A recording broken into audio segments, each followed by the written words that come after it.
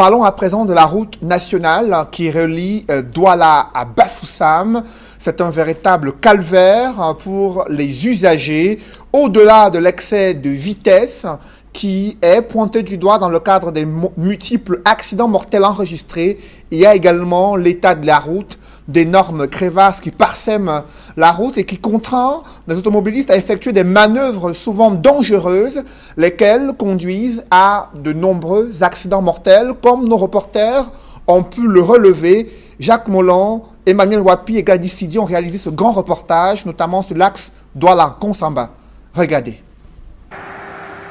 La route nationale numéro 5 fait partie des axes qui constituent le fameux triangle de la mort au Cameroun.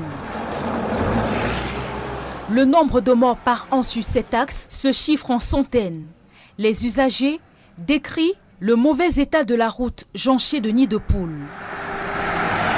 Pour notre reportage, nous faisons un zoom sur le tronçon Konsamba-Douala, où plusieurs cas d'accidents ont été enregistrés ces derniers mois. L'absence de panneaux de signalisation sur cette route est une autre cause majeure d'accident. À peine notre caméra mise en marche que le premier accident se produit sous nos yeux. Dans ce cas, la route est loin d'être la cause. Il s'agit là d'un dépassement irrégulier effectué par le chauffeur du pick-up.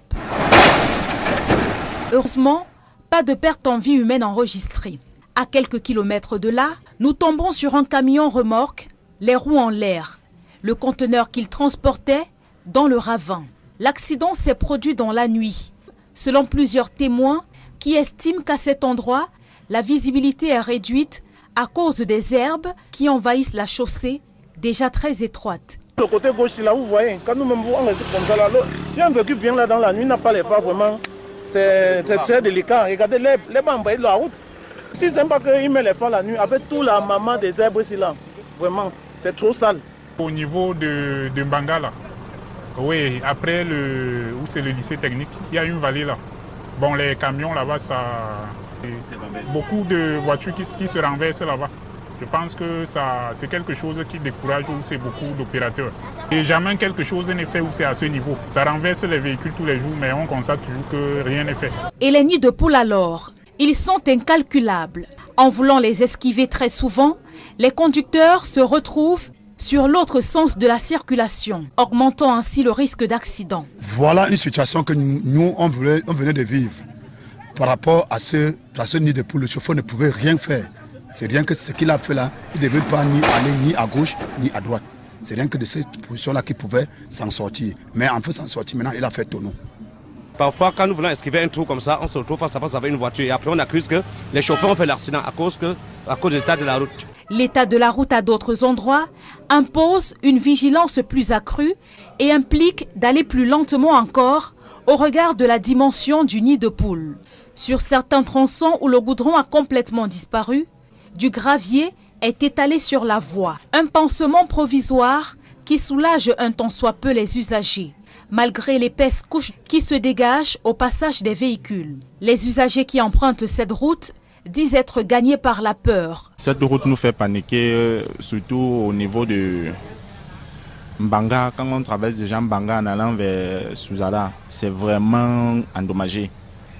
Les creux partout, les voitures sont obligées de quitter les côtés en esquivant et puis parfois ils se retrouvent face à face, c'est dangereux. Donc ça fait peur, surtout dans la nuit, c'est grave. Nous qui voyageons tout le temps, c'est un risque pour nous. Traverser, conduire les chauffeurs, danger les passagers, danger tout. C'est un risque. Si les usagers sont en train de verser l'argent au péage, ça sert donc à quoi?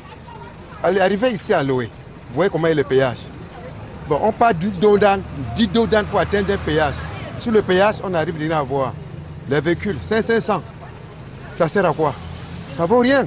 Fermer même le péage. Le transport clandestin de marchandises ou de personnes par des véhicules dits clando, sans plaque d'immatriculation, avec des conducteurs exerçant souvent sans permis de conduire, est un autre phénomène longtemps décrié sur cette route nationale sur laquelle l'on enregistre de nombreux contrôles.